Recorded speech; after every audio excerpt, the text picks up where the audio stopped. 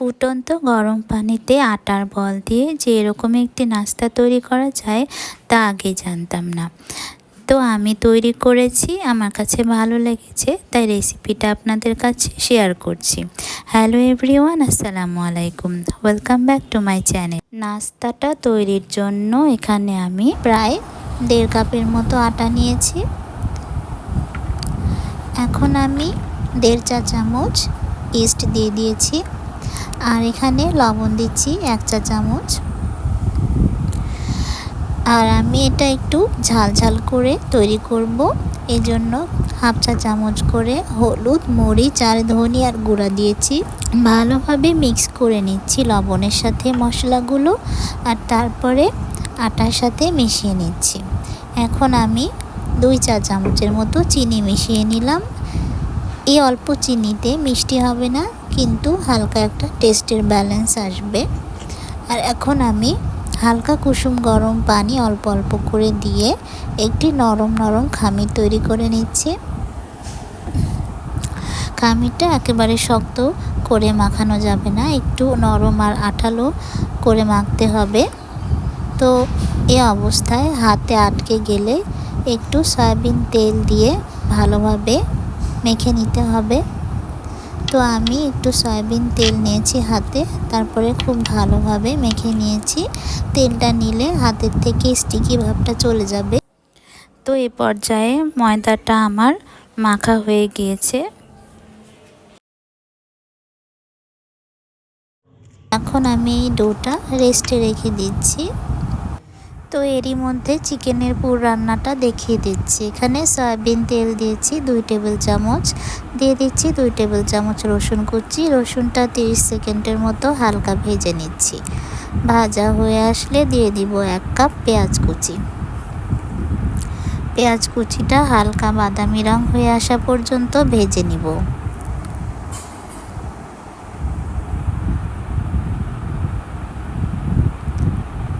তো পেঁয়াজটা যখন হালকা বাদামি রং হয়ে আসবে, তখন আমি সেদ্ধ করে রাখা চিকেন দিয়ে দিচ্ছি। লবণ আর একটু হলুদ দিয়ে আমি চিকেনটা সেদ্ধ করে ঠান্ডা করে হাতের সাহায্যে ছাড়িয়ে নিয়েছিলাম, সেটা দিয়ে দিয়েছি। এখন ভালোভাবে মিশিয়ে নিচ্ছি। 1/2 কাপ পানি দিয়ে দিচ্ছি। পানিটা দিয়ে আবারও ভালোভাবে মিশিয়ে নিচ্ছি।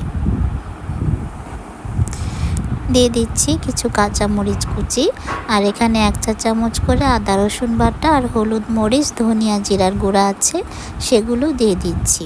স্বাদ মতো লবণও দিয়ে দিয়েছি আমি, আর একটু পানি দিয়ে দিচ্ছি 1 কাপের মতো। মশলাটা কষিয়ে নিচ্ছি। তো নেড়ে চেড়ে মিশিয়ে ঢাকনা দিয়ে ঢেকে 15 মিনিটের মতো রান্না করে নিব। তো 15 মিনিট রান্না করে নিয়েছি, পানিটা প্রায় শুকিয়ে এসেছে। এখন 2 চা চামচ সয়া সস আর টমেটো সস দিয়ে দিয়েছি, দিয়ে আবারও ভালোভাবে মিশিয়ে নিচ্ছি। আর এখন দিয়ে দিচ্ছি 2 টেবিল চামচ পানিতে 2 টেবিল চামচ গুঁড়া দুধ আর 1 চা চামচ কর্নফ্লাওয়ার মিশিয়ে দিয়ে দিয়েছি। এটাও ভালোভাবে মিশিয়ে নিচ্ছি।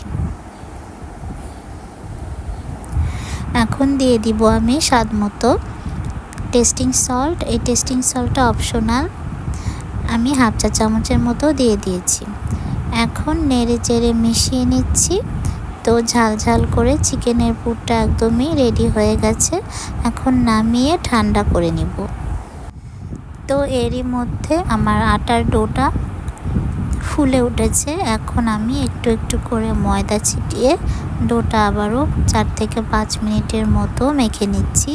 তো ডোটা যতটা বেশি মাখা হবে, ডোটা সফট হয়ে আসবে আর নাস্তাগুলো সফট হবে।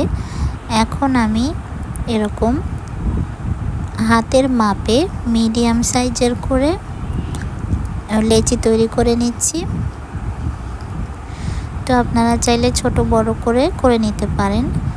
তো এখানে এরকমভাবে আমি চারিপাশে প্রেস করে হাতের উপর নিয়ে নিয়েছি, আর চারপাশে একটু পাতলা করে করে দিচ্ছি, আর মাঝখানে দিয়ে দিচ্ছি সেই চিকেনের পুর। তো চিকেনের পুরটা দিয়ে চারপাশ থেকে ভালোভাবে মুড়িয়ে নিচ্ছি। খুব ভালোভাবে মুড়ে নিতে হবে, একটু ময়দা লাগিয়ে এখন আমি এক সাইডে রেখে দিচ্ছি, যাতে করে নিচে লেগে না যায়, এজন্য ময়দাটা লাগিয়ে দিয়েছি। এখন আমি চুলায় পানি ফুটিয়ে নিয়েছি। পানিটা বলক আসতে নিলে এই বলগুলো আমি পানির মধ্যে ছেড়ে দিচ্ছি। আর চুলার আঁচটা মিডিয়ামে রেখে ঢাকনা দিয়ে ঢেকে আমি প্রায় 7-8 মিনিটের মতো জাল করে নিব। মাঝখানে আমি আরও একবার উল্টে দিচ্ছি। তো উল্টে পাল্টে প্রায় 7-8 মিনিটের মতো রান্না করে নিব। খুব বেশি সময় রান্না করার দরকার নেই। 2 পাশ 4 মিনিট করে 8 মিনিট রান্না করে নিলেই সেদ্ধ হয়ে যাবে বলগুলো।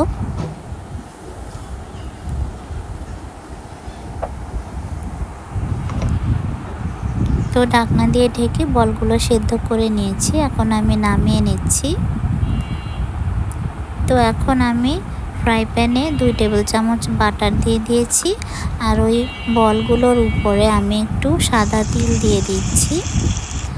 দিয়ে তারপরে বাটারের মধ্যে বলগুলো এভাবে করে ভেজে নিচ্ছি। এক একটা সাইড আমি হালকা ব্রাউন কালার করে ভেজে নিচ্ছি। চুলার আঁচটা মিডিয়ামে রেখে বলগুলো ভেজে নিতে হবে। তো দেখতে পাচ্ছেন আমার এই নাস্তাটা কিন্তু একদমই রেডি হয়ে গিয়েছে। এখন আমি এক এক করে প্লেটে তুলে নিচ্ছি। এই নাস্তাগুলো উপর থেকে ক্রিস্পি আর ভেতর থেকে পুরে ঠাসা, একদম সফট ভেতর থেকে আর উপরে হালকা ক্রিস্পি হয়।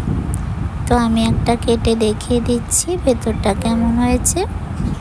আর নাস্তার ভিডিওটা ভালো লেগে থাকলে লাইক করে দিবেন, কমেন্ট করে জানাবেন কেমন লেগেছে। আর আমার চ্যানেলটি সাবস্ক্রাইব করে চ্যানেলের সাথেই থাকবেন। সবাই খুব বেশি ভালো থাকবেন। আল্লাহ হাফেজ।